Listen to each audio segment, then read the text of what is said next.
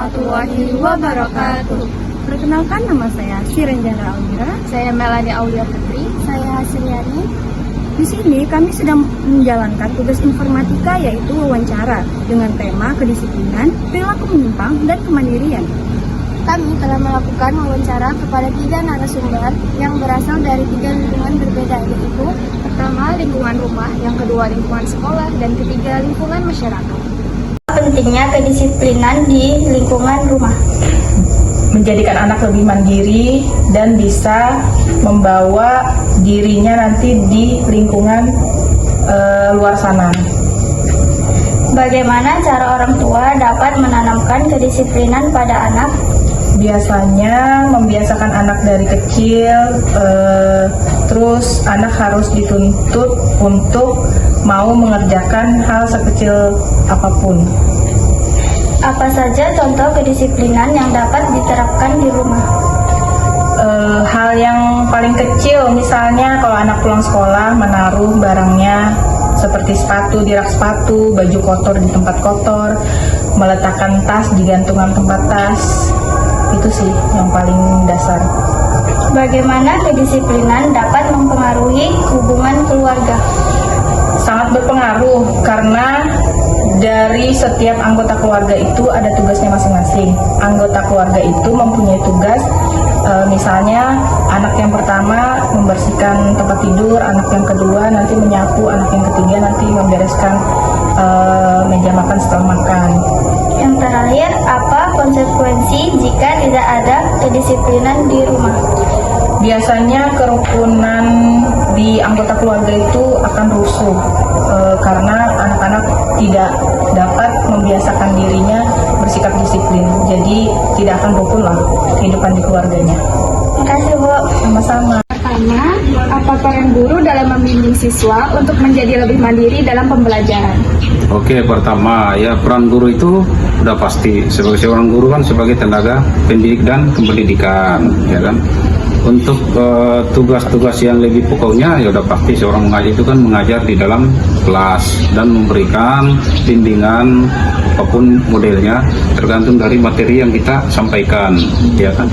Masuk materi-materi apa yang berhubungan dengan pembelajaran dalam kelas kita. Itu tugas utamanya guru. Nomor 2.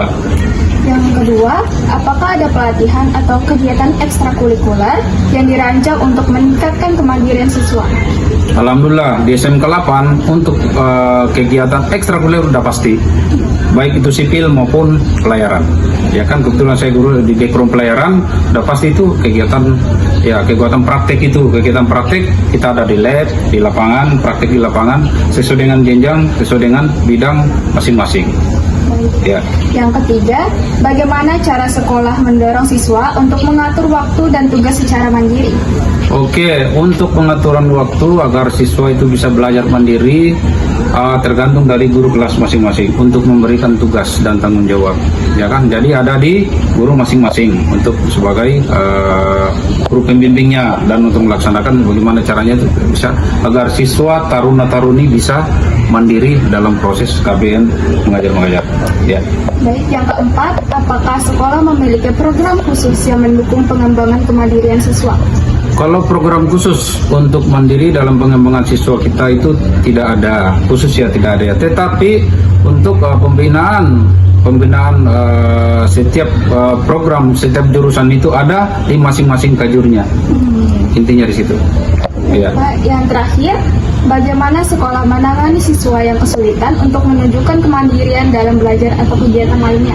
Oke, untuk proses kegiatan kemandirian agar siswa itu belajar mandiri dikembalikan kepada wakah atau guru kelas masing-masing dalam setiap KBM.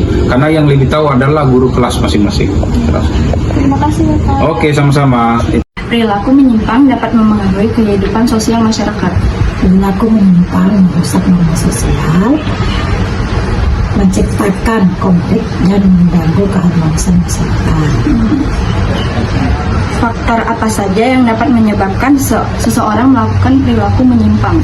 Keluarga tidak harmonis, lingkungan negatif, tekanan ekonomi, kurangnya pendidikan moral, pengaruh media, gangguan psikologis. Apakah hukuman atau sanksi yang diberikan terhadap pelaku yang menyimpang efektif dalam mengubah perilaku seseorang?